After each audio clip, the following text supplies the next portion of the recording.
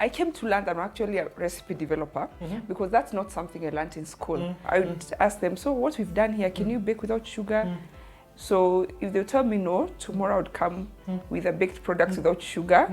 Like I would spend the whole night trying to come up with a new product. When you're paying for a cake, and that's a debate I've seen online, you're not paying for the eggs and the flour and the sugar. You're paying for the skill. And how do you quantify the skill?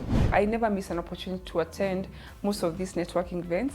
People look at it as, oh, 5,000 for just a plate of food. No, you're not going there for a plate of food. It's just that you're networking over a plate of food or a cup of coffee. But your network is your net worth. Plus, never stop talking about what you do.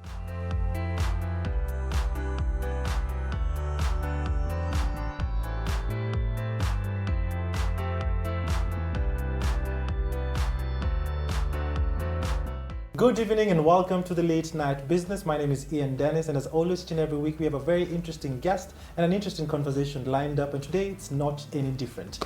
I have with me a baker, a trainer, an entrepreneur, and before I get to introduce her, I'd like to remind you that you're here at the Capital Club, the place you need to be as an entrepreneur. So whichever part of the world that you travel to, is it in Dubai, New York, London, so long as you're a member of the Capital Club, you get access to these particular clubs all over the world. So as we always say, your network is your net worth, and the Capital Club enables you to have all this particular access globally. So where we are right now is one of the meeting rooms at the Capital Club, whereby you can actually hold your private meetings and engage in your business. And also, as always, I want to remind you that my book, Food for Thought, is actually out.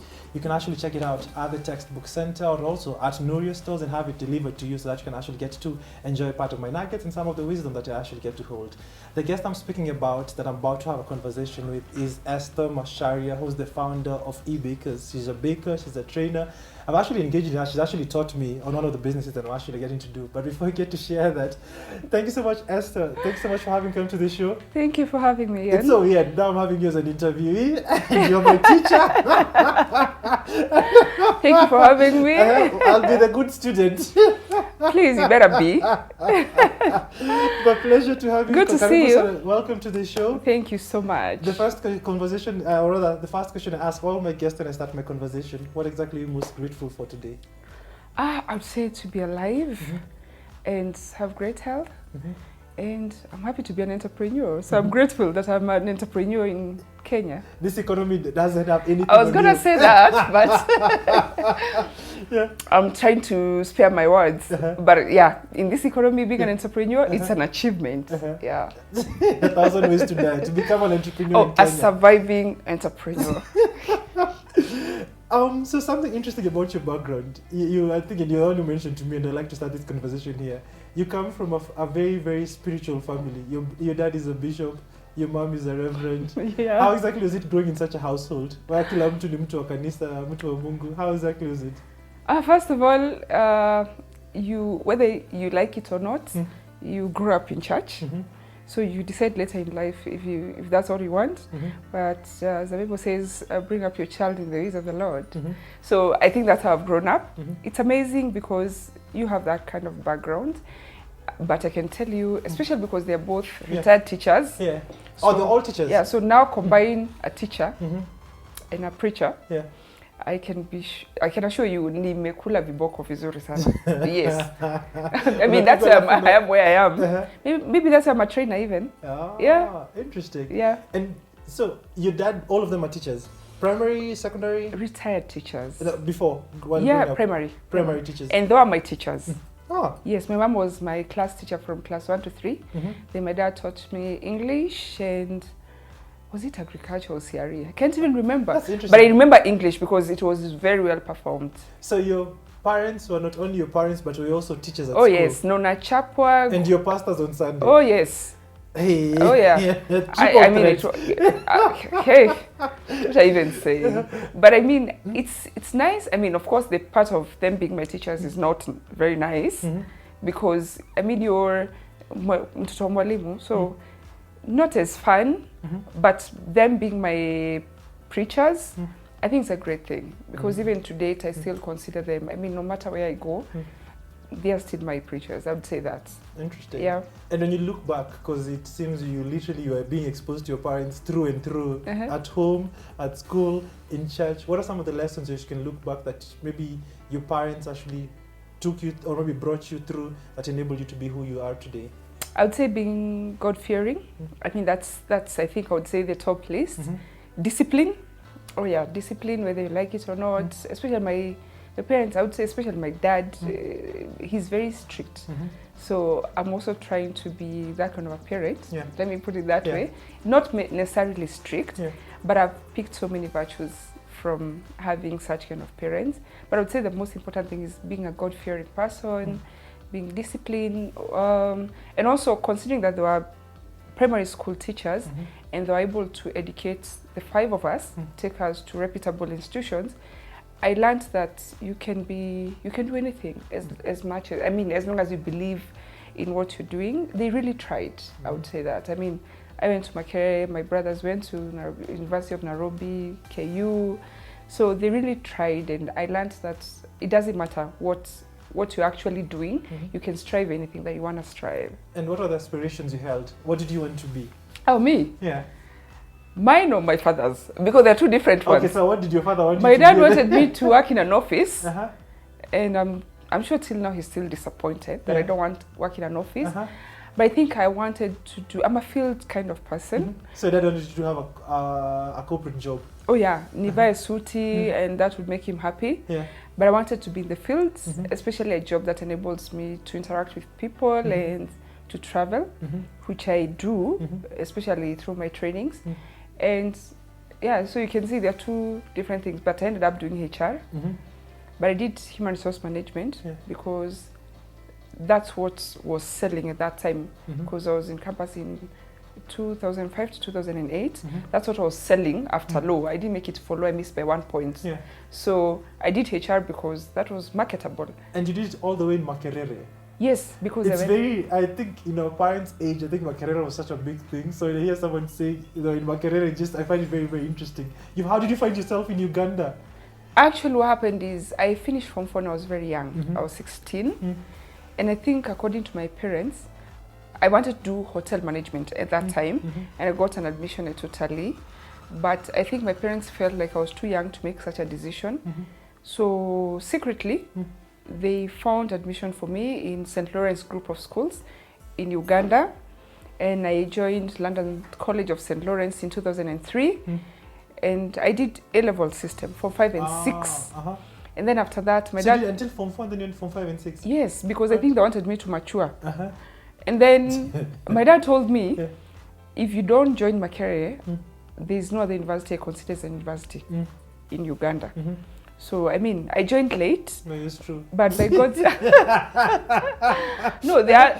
You guys don't know. I'm just playing. There's some other universities, but it's true, honestly. Yes. Like so, people go to the University of Nairobi, there's no other university. They better not hear you. So, yeah, that's how I joined. Of course, by God's grace, I joined Macharia University, did human resource management. Yeah, and I finished my degree. But would I say I haven't practiced, but I'm an employer, so I have practiced, right? Yeah. So after university, you went straight into business, or what are some of the... Oh, I came to Kenya. I was attached in a bank for about 6 months. But during this time, I was still dropping my CVs. I don't know if people still attach the huge bunch of living certificate and all that. I see some doing that, yeah. Oh, yeah. Oh, really? Yeah, some still do that today. I don't know why people do that. But anyway, So I was applying for jobs everywhere, like kwa gazeti, everywhere. And then I happened to drop a CV somewhere. I didn't even know it's a job that was out of the country. So I dropped a CV, not even me. I sent my brother because I didn't know Nairobi very well, because I went to Loreto, which is in Kiambu. So my brother dropped a CV, and I got invited for a second interview. I had not attended the first one. So by the time I got there were 200 applicants. They are looking for 10 people. So I really pleaded with the lady, please allow me to get in and be interviewed. I assure you, I'll get the job. So I got in, I got interviewed, and I got the job. We were selected 10 of us, and I went to Dubai. Interesting. Everything paid for. I went to Dubai to fill in a position that I didn't even know existed. It's called ambient merchandiser. Have you ever heard of something like that? No, nasikia tu sahi. Oh yeah, I also didn't know, but I got the job. It's ambient merchandiser. Yeah. So what's an ambient merchandiser? It's a very... You take care of the ambience? It's an elegant title Uh-huh. for people who work in a hypermarket. Uh-huh. Like A you hypermarket just... is like a supermarket. Yeah. Uh-huh. Yeah. I mean, I'm trying to know. make it sound... It's very, very posh. You know? Yeah, you work... it's like a window mechanic. Or a window engineer, the one who Yeah, washes the window. Yeah, you work in a hypermarket. Basically, you're assisting the customers. Mm-hmm. By God's grace, in 3 months, I got a supervisory job. I mean, position. Mm-hmm. Then after another 3 months, I got a managerial position. Mm-hmm. I'm a hard worker. Mm-hmm. So, yeah, I got promotions. Unfortunately, I lost the job after about 9 months. Why? It's a long story. Mm-hmm. You can just cut it. No, basically, there were some irregularities. Yeah. And because I was the manager, we were suspended, then we were fired. So you had to leave Dubai to come back to Kenya? Yes, or? I came back, Mm-hmm. but my dream was not dead. Mm. I actually believe it was God's way of communicating things, because after that, the team that I was working with all got involved in an accident and they died Okay. immediately after I left. Hey, okay, Oh, that's yeah. interesting. When they came back to Kenya, got an accident, or they got an accident No, in Dubai? they got an accident there. The team, we had company accommodation and transport. Yeah. So we used to be picked by company transport. So it's the company transport that they got an accident with? Yes. And then they all died? Oh yeah, they died. It's not a and- coincidence too, it's weird. Yeah, I mean, it was a prayer that my dad prayed when I was living, that if God foresees any kind of danger, he saves my soul. He actually prayed that. I was there when I was living. So I came back, and after 3 months, I looked for money. I worked at KICC. There was a contract job I did. I went back to Dubai as a visitor, and I got another job, and just like that, I now kept climbing ladders. But this time, I was working in a pharmacy. Interesting. It seems like everybody who goes to the Gulf has a story. Like you just have to sit down. Yeah, that's what I'm telling you. It's so weird. Yeah. Everybody who goes to the Gulf has like a story. Yeah, but now I worked for another 4 years Uh-huh. in a pharmacy. I was a sales manager. So, and I came back to Kenya by choice. All right. So take me through your experience in Gulf, because there's thousands, hundreds of thousands of Kenyans who are actually in the Gulf, and so many still looking for opportunities there. How was your experience working in the Gulf? I think I would say I'm a very flexible person, so it was not so difficult to adjust. Plus, I'd lived in Uganda, which was away from my parents, so that bit of adjustment was easy. But generally, I would say interacting with different nationalities and different kinds of people, different religions, which you don't really get to experience that much here. It was an eye-opener. I was able to, that exposure is very, very key. I mean, if you go outside, if you get that opportunity to go outside for a couple of years, you get a lot of exposure, and I really appreciate that I got that opportunity. Yeah. And would you encourage any person, primarily in Kenya, who's trying to seek to go to the Gulf, would you encourage someone to go to the Gulf to seek for opportunities? Out of your experience? In your early 20s, yes. Because what happens in Gulf, you don't just get in and get a professional job immediately unless you've been recruited here in Kenya. It's very difficult for you to get a professional job from here. Most of those opportunities are open when you're there. So I would say if you're in early 20s, you still have a lot of time to keep trying your luck. But if you're in your advanced age, unless you actually get recruitment from here to just join, then it can be a whole mountain to climb. Especially if you have responsibilities, like you have bills to pay, maybe you have kids, it can be quite a stretch. Yeah. And then coming back, did you have a plan to transition back to Kenya? Because I usually follow a lot of TikTok channels of persons in the Gulf, and they speak about the difficulty of transitioning back. Most come with money, and then they end up using their money uselessly, and then end up wanting to go back there. How was your plan in terms of transitioning back? Was it planned for, or was it a coincidence? You can never plan enough. That I can assure you. Yeah. You know, if I say I had a culture shock, it will sound like unrealistic, right? Yeah. But you see, I came from Uganda, I went to the Gulf. So first of all, I was not very conversant with the streets of Nairobi. Let's start there. Then the system in the Gulf, it's very convenient. There's a convenience that comes with the system there. Plus, people actually follow the law. So now when I came back as an entrepreneur. I came to open a mini supermarket. So when I got back, you thought the money was enough. I think it was finished even before you started living. Because the relocation, settling down, getting accommodation, buying stuff for your house and stuff like that. Plus now, settling in the business, like purchasing stuff. You think you've bought everything, then you find that you have like 5 licenses that you need to buy. I mean, you need to pay for. You can never be too ready, but I think if you're open enough, you can settle down easy, but it took time. I won't lie to you. It took time. So your idea of coming back was to set up a business, a hyper supermarket? I wanted to come back because one, I wanted to kind of settle down a bit in terms of family.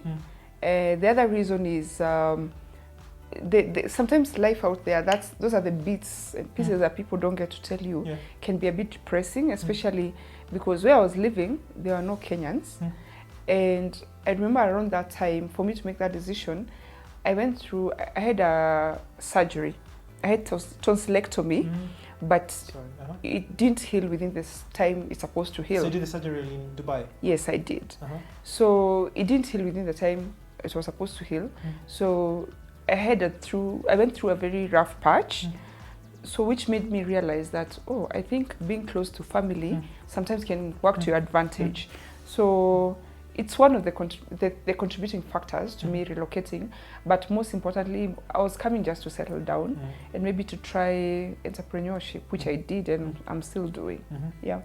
And how difficult was that particular transition for you in terms of now, as you mentioned, there's a culture shock because you'd been in Dubai for so long, systems actually working there. Yeah. Coming back here, trying to set it up, and it was a hypermarket.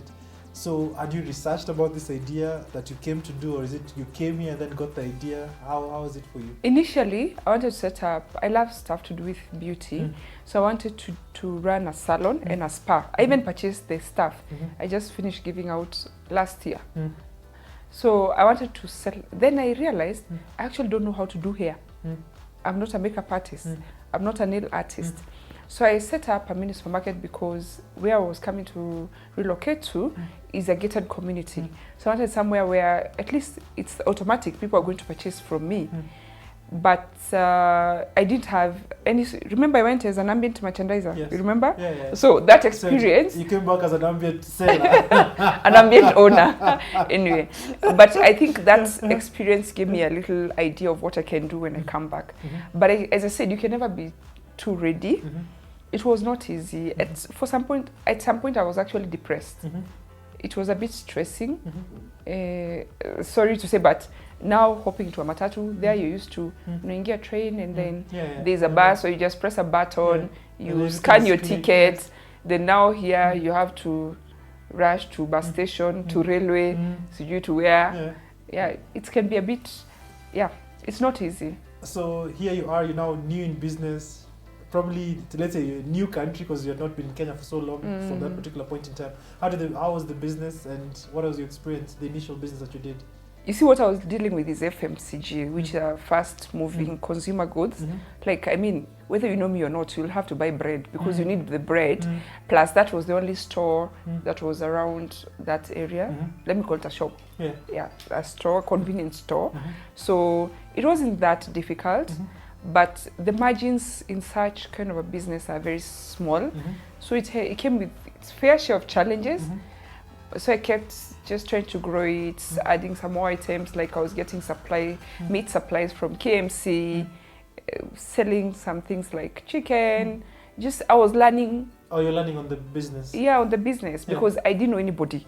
I had not consulted anybody who had run that kind of a business. Yeah. And for how long did you run the business before you decided now to transition into baking? Because I got to know you out of baking. I became a baker because I realized that, okay, I've been buying cakes and bread from people. Why don't I try to learn how to bake to supply my own store? So I went to learn how to bake bread and just simple queen cakes. But then when I got there, I went to Valentine's School of Baking. So when I got there, I realized I'd never seen a cake being decorated before.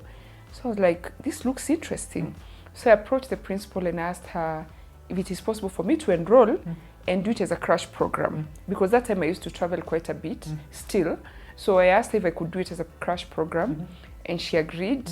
So I learned how to bake and decorate. Then I met a customer, somebody.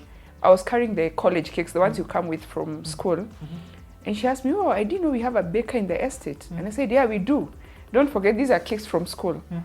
So she gave me a cake order, and I can assure you I struggled the whole night to work on one cake. Still didn't come out perfectly. But since then, I kept getting orders. The business grew to now what we'd call now a whole enterprise that I depend on. So you started learning it while you're still running the hypermarket? Actually, the orders increased because you see, I was baking from the house. I didn't have enough space at the hypermarket. I mean, in the mini supermarket. So I started baking from home, and I'd get so many orders. Sometimes I would have like 3 weddings in a day. And see, when I got into this house, I didn't have such a plan in place. So then I started thinking, can I get an outlet? So I opened the first outlet on Kiambu Road at Thindegwa. There was some car space there. So I opened the outlet there. Then that was in 2017 because I started baking in 2015. Then after some time during COVID in 2020, we opened the Syokimau outlet. Interesting. Yeah. All right, so we're going to take a short commercial break, and then we're going to be coming back and find out how exactly e-bakers has actually grown through that particular period of time. So I'll see you after the break.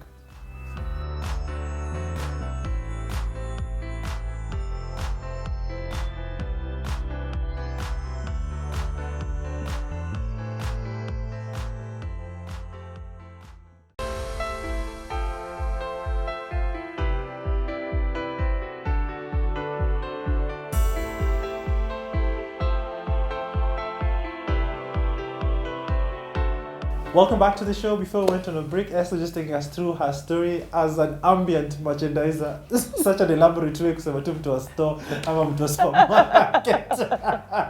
Really? So when you travel abroad, when people ask you, what do you do abroad? I'm an ambient merchandiser.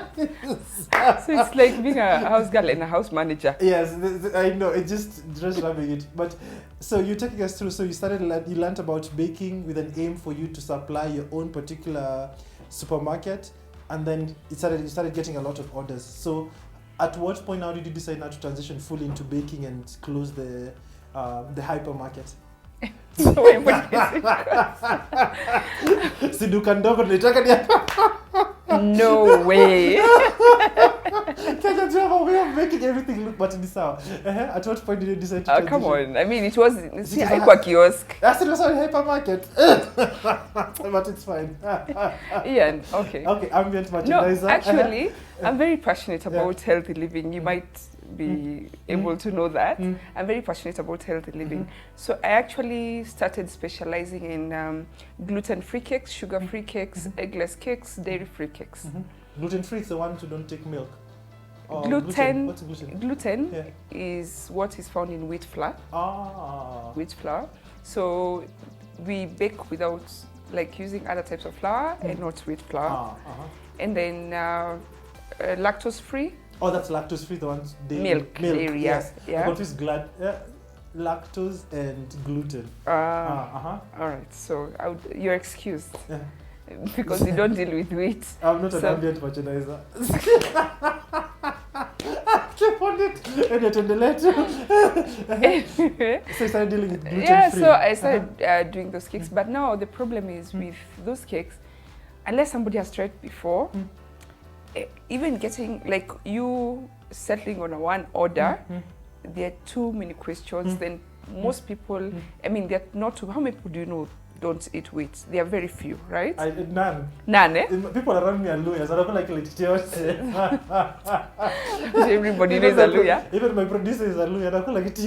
Hata gluten-free, you ask her, she wouldn't know. So you found that most of the, I mean, it was not very, mostly they would order very small cakes. So I realized that I came to learn that I'm actually a recipe developer because that's not something I learned in school. But I remember when I was in college doing the baking course, I kept asking so many questions. And if I may mention, I was the student of the year. There's that terminology they use, I don't know how to pronounce it, for the student of the year, 2015, 2016. So Ambient student. no, valedictorian. Yeah. So I got awarded, Yeah.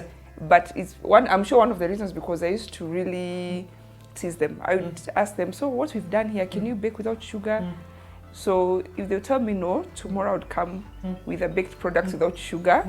Like I would spend the whole night trying to come up with a new product.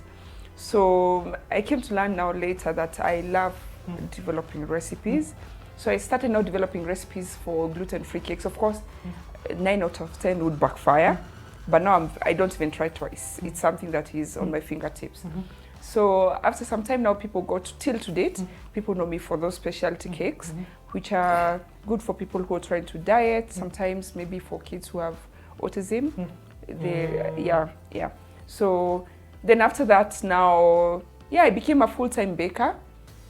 And I closed down the hypermarket. my hypermarket. And then I started exploring, when I was still in the house, I started exploring yogurts and ice cream. Then, you know the way you post on social media and people start asking, you're selling yogurt? Me, I never tell you no. If I post a shoe and you tell me you have shoes, I'll source for shoes. you. So anyway, I don't sell shoes. I only sell food and detergents. So I started selling yogurts, but it took, what made me decide now to do it properly or more professionally, I got an order to supply a certain hotel. And then they realized that my yogurt wasn't lasting more than 3 days. It would separate. They would say the first day it's very nice. Then after 3 days, it's separating. So I paid somebody who has been doing it for some time to train me. So she trained me the basics. Then the experimental me went and now figured out what to change to sort of patent or make it authentically mine, the recipe authentically mine. And I started now making more of yogurt.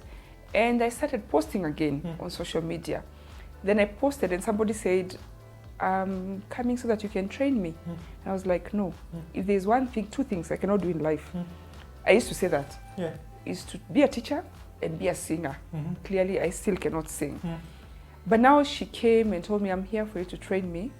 And now we started doing value addition to dairy to add on top of now the baking business. And now it's like now you're selling, our cakes are mostly custom-made cakes. And now we added the dairy products to now whatever to the bakery. Interesting. Yeah. And just looking back, because you mentioned you started it on social media, how are you able now to grow it? Because I know we're now in an era whereby everybody, quote unquote, is now, quote unquote, a baker. How are you able to establish yourself and establish your brand in the sense that now you can be able to build a business out of it? Okay, first of all, when you say everybody's a baker, those are COVID bakers. Yes, after everybody has an oven in the house. So during COVID, everybody became a baker. But I would say, one, allow me to say that for me, I always include God in everything that I do. Everything I do, I dedicate it to God. I believe that when God gives you a thought or an idea, He'll even bring the clients. True. But now, factually speaking, if there are things I believe in is, one, I believe in having dignity when you're running a business. For instance, if let's say I'm going to give you a kg, I told you I'm going to give you a kg of cake, or you bought a kg of cake, I don't give you 900 grams. I'd rather exceed than reduce. So most of our clients know if I tell you I'm going to put fruits in your cake, I'm going to do that. The other thing is we've remained very authentic. Also because the recipes that we use, I'm the one who developed them. After school, I now came and developed our own recipes that if I see anybody using those exact recipes, I know it's either you're my student or you've been my employee before. Because that's the only way you can have the exact recipe, because I didn't get them from anywhere. So we have very authentic recipes, plus we also offer exceptional service. That one I have to tell you, because for all those years, you find that most of the orders, I'm the one who picks the orders, especially the ones via WhatsApp. So I've had a relationship with my clients, and you'd be surprised because I've not met over 90% of them, but we've built a relationship over time. And we have quality products. That one, it's not even debatable. Yeah. And something quite interesting about, you've mentioned that you've not met 90% of your clients. Yeah. And you're telling me about earlier in terms of the nemesis of the brand name, e-bakers. Yes. Why exactly is it? Oh, I called it e-bakers because it started as an online business. Most people think it's e-bakers because it's Esther. No, it's a coincidence. Esther Bakers. No, it's a coincidence. It started as an e-business, I mean e-commerce, e-business. Yeah. So that's how it got to become e-bakers. Then we added creations later when we started adding other products. But I would say I would credit 90% of our customers from the online platform, social media, and of course referrals from online platforms. So I'm the one who does all those captions you see. I'm the one who does them. And how are you now? Because you always speak about online and how exactly you can build a business online, which is actually a huge impediment for most people, especially in this particular modern day and age. How are you able now to, how did you start in terms of now building your online business and in terms of just getting the clients? Is it Facebook? How did you go about it? Is it Instagram? Is it WhatsApp? How did you go about it? What's the secret that you learned across all these platforms? I think when I was starting, Instagram wasn't that big because it was around 2015, 2016. So it was Facebook. And one thing I always tell my students, don't be ashamed of posting your first cake because after some time, people will be able to relate with your journey. They'll be able to see, oh, this is where you started. You've really grown. And they grow up with you. They grow with you. Because if today you opened a page and you posted a picture perfect cake, I would doubt where you actually got it from. Because I've never seen you baking. You just came from mass and dropped a cake. So I think that bit of being consistent with the online presence, that one I would give us a credit for, because if we go 2 days without posting, I feel like there's something we haven't done. So Facebook, and then we sponsored our page. I don't know if that sponsorship still works. The way you sponsor your page, I don't know if it still works, but that time it really used to work. So of course it would make it more visible to people. And also making sure we respond to questions promptly, being able to direct people to our, even when we are marketing, we direct people to our work. I also converted my own page to more of a business, like everything I post has to somehow be related to what I do on a daily. Plus, I'm also very good at word of mouth as marketing our business. Like if you meet me in the first 2 minutes, you know what I do for a living, and I'm proud of what I do. Interesting. With any particular business comes challenges, and I think sometimes you always overhype the success than the challenges. So, and you'd mentioned it quite early on in brief in terms of your first client, from where it was, you spent the whole night and it was not the most perfect cake. What are some of the other challenges you've experienced running this particular business? And maybe for any person who's looking to get into baking, because I know there are tons of people who want to get into baking. Baking requires a lot of resilience because, you have to be very patient. First, it can be very tiring. We spend a lot of time on our feet. How long does it take to prepare a cake? It depends on the design of the cake and the size of the cake. But I would say from start to finish, because you need to prepare the cake, or do I start with taking the order? You start with taking the order, then giving the client the details, then baking takes about, mixing everything takes about 20 to 30 minutes. Then baking takes about another 30 to 45 minutes. You have to wait for that cake to cool for about an hour or so. Then decorating, depending on the intricacy of the design, it could take anything from 1 hour to a whole day. So decorating is where everything is? Yes. You actually, when you're paying for a cake, and that's a debate I've seen online, you're not paying for the eggs and the flour and the sugar. You're paying for the skill. So because if you're going to calculate the eggs, you're like, I'm cheating, but it's the skill that you're paying for. So when I charge you 100,000 for a cake, you're paying for me for the skill that I've built over time. And how do you quantify the skill? No, that's your own way of, for me, it's per hour. Yes, Like if I look at a cake and I know how long it's gonna take, for me I look at, let's say per hour, if a cake it's gonna take me 6 hours, so I know how to charge, quantify it, But you really can't, because you see, I'm taking 2 hours because I'm used to it. Yes. maybe one of my staff will take a whole day. So you really can't quantify that much, because if I was going to do it, I'll never sell a single cake. Yeah, because including the time it took me to develop the recipes, and you know, there are people who even charge for consultancy. Like if you're consulting me, you want a cake, me, before I send you the designs and everything, you pay me for that bit of consultancy. So it just depends. And also you have to look at the market rate, although you can't really use that to whatever, but you also cannot charge a kg for 20,000. Well, the ideal market rate is between 3,000 to 6,000 per kg. So you have to play around with also the market. Yeah. And one of the things is that, and probably for you, because I've visited, what's it called, one of your stores, and I've seen the infrastructure that you have. Did you start with everything, or how did you start baking? Were you just baking in sufurias? How was your growth and your transition before buying all the merchandise? Because I see a lot of people with a lot of excuses. I want to go into baking, but I don't have an oven, I don't have this. There's so much excuses. How was your story? Now, I'd be lying to you if I tell you I started with Macharia, because I didn't. But I've seen people who started with... with Macharia? Oh, yes. Very well. So, but I started with the home cooker. Most of these cookers have that compartment oven. So that's what I started with.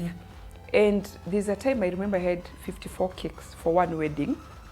54 cakes? Yeah, for one wedding. They were placing a cake on each table. And I was very young in baking that time. So it took me about 4 nights, 4 days, and I was alone. So every night you used to bake? And during the day. I think per day I would sleep for only 1 hour.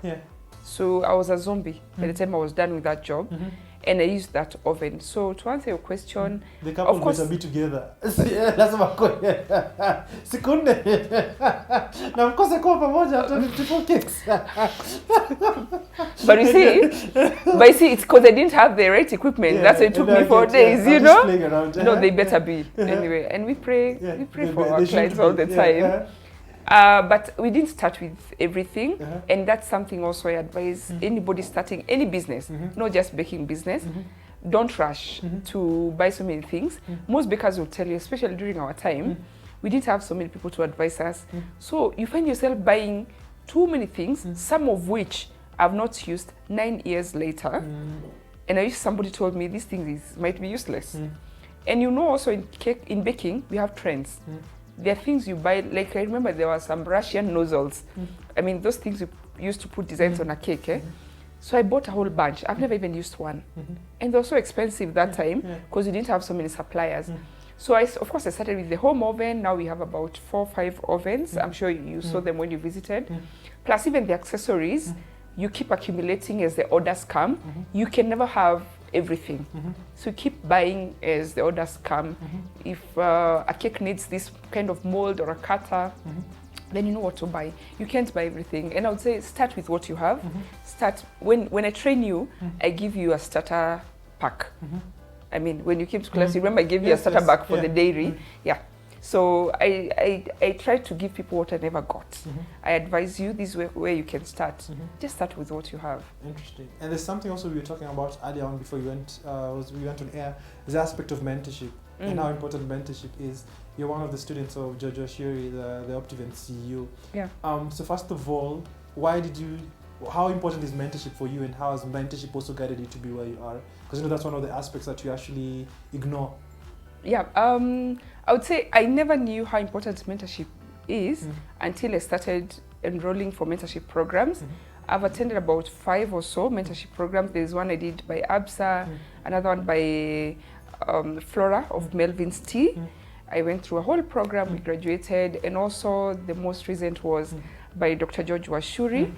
And I would say, you see, as an entrepreneur, sometimes you find that doctors keep going back to school, right? So I go back to school to do that course as an entrepreneur, because you see, these are people who've been in business for over 25 years. So you can only get better. And by getting better, you look at who are people who inspire you. And the people I would say I've been so honored and humbled to be under as a mentee, the likes of now Dr. Washuri and Miss Flora, are people I've always looked up to. So that's how you pick your mentor. And I'm glad to say that he also inspired me to run a mentorship program, and we had the first cohort that ended early this year. I launched Nurturing Bold Achievers out of the knowledge and the experience that I got, and the thirst to even mentor others that I got from my mentors. And from your journey in business and entrepreneurship, because you're someone who went to the Gulf, like what most Kenyans aspire to, maybe even most guys in the Gulf, and then you came back and you've successfully gone into business and you've established yourself. What are some of the lessons when you look back in retrospect that have been very, very important for you to be where you are today? Be a people person. Network. I think you talked about it. Your network is your net worth. I never miss an opportunity to attend most of these networking events. People look at it as, 5,000 for just a plate of food. No, you're not going there for a plate of food. It's just that you're networking over a plate of food or a cup of coffee. But your network is your net worth. Plus, never stop talking about what you do. I say it all the time. I mean, I don't think you can go beyond 2 posts before you know what I do for a living. Be proud of what you do. Keep getting better. Because I may be a baker, but I don't believe in being average. That's one thing about me. If I'm a baker, I have to stand out as a baker. Yeah. Interesting. And now about standing up, the producer told me that you brought for us a cake today. Oh, yes. Oh, you know what we say? A meeting, an event without a cake is just a meeting. So I would have felt very empty if I came without a cake, because how do you grace this interview occasion without a cake? It's just something small anyway. Thank you so much. To appreciate you can actually see it branded. What's this cake? Take me through, Miss Joangi. It's a surprise. Yeah, cut through. Actually, we combined some of our best-selling. My producer pretends to be very, very shy, so we can cut it here. Yeah, you can. It's yours. Whatever you want to do with it, it's for you and your team. I told you I can't sing to save my life. Alright, let me try to cut a bit of it. I don't want to cut the branding. It's actually some of our best-selling flavors since 2016. Which is passion fruit cake and pina colada cake. Be careful. Pineapple and coconut, pina colada. And something about I want to do this. I'm so horrible at all this. I'm sure my parents are watching and getting surprised. At what? I'm doing all these things. How are you going to cut your wedding cake? Give me. Did you hear what I just said? So, these are best sellers. And one thing about our cakes, if I tell you I'm going to do a pineapple cake, I make sure I use fresh pineapple. We use fresh fruits from the marketplace. We don't use just artificial flavors and additives. And that's also something about our value addition to dairy. That's something we are known for. Interesting. So we can just have a taste and then we can see. Sure. Let me try. Sitakumisha kwa sababu si harusi. Zelimu kujiko kamera. You can have a taste. Yeah. It feels like I'm in a part of a cooking show. Oh, really? I get asked every day, how come I bake but I don't eat cakes?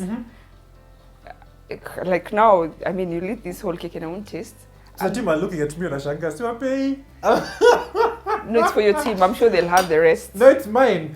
I'd let them just look at it. I'm just not a sweet tooth. Interesting. So before we wind up the show, thank you so much for the cake. I'm sure the team's going to enjoy all of them. You're most welcome. I'm sure. My producer had planned to fast today, like I may change. So I have a quick round of questions that I just want to ask you before we get to wind up the show. Quick fire questions. Whatever comes to your mind, get to answer that. So the first question: what's your hidden talent? My hidden talent? Wow, I'm a creative. I don't know if is that hidden. No, we can see it. Oh, you can see it? Money or happiness? Happiness anytime. So, happiness. When I'm happy, I'll make money. But I also say money. Money brings happiness, you know? Money brings happiness. Money buys happiness. Salty or sweet? Salty anytime. Are you more of an introvert or an extrovert? Ambivert. How do you start your day? Prayer. What scares you? Not being successful. Failure. At what age do you want to retire? I don't think I want to retire. The day I go to my grave. Who inspires you? There's so many people who inspire me in different ways. In different sectors, different areas of my life are inspired by different people. E.g.? Like my mentors inspire me in entrepreneurship. Yeah. Would you rather have more time or more money? Oh, wow. I can get more time to make money, more money, and then I employ people to work. I create employment. Freedom or money? Freedom anytime. Music or quiet? Quiet. And then the final question, I'm trying to get an interesting one here. Don't put me on the spot. I'm trying to... Money or happiness? I did ask you money or happiness. I did ask that. Yeah, you did. But these are my questions, I forgot to rephrase. The final question, what's the greatest risk you've ever taken? I believe relocating was a risk. It's a risk that I took because I left a very well-paying job and I relocated. Interesting. Yeah. So thanks so much, Esther, for coming to the show. Thanks so much for the cake. I'm Thank sure the team's going to love it. Thank you. Yeah. At least my students perform. They're just waiting How for did me your to teacher? So did you feel like you're interviewing your teacher? No, I'm always very comfortable here. I've enjoyed myself. Thank you so much. But I actually did a class with also, so that's how I got to know her. I have some interesting dairy, what is on your camera. But thank you so much for having watched the show. Hope you've learned a thing or two from my conversation with Esther. And hope you've been inspired. And as always, we're coming to you from the Capital Club, the place you need to be as an entrepreneur, because being part of the Capital Club gives you an access not only to the network, but also gives you access to so many different amenities that you can be able to utilize throughout your day and actually to carry out your business. And also remember, my book, Food for Thought, is actually out, and you can actually get it at the Textbook Center and Noria stores. And also the other book, Business Conquest, is also out. My name is Ian Dennis. You can follow me across all social media networks at Ian Dennis Network. Until next time, see you right here on the Late Night Business.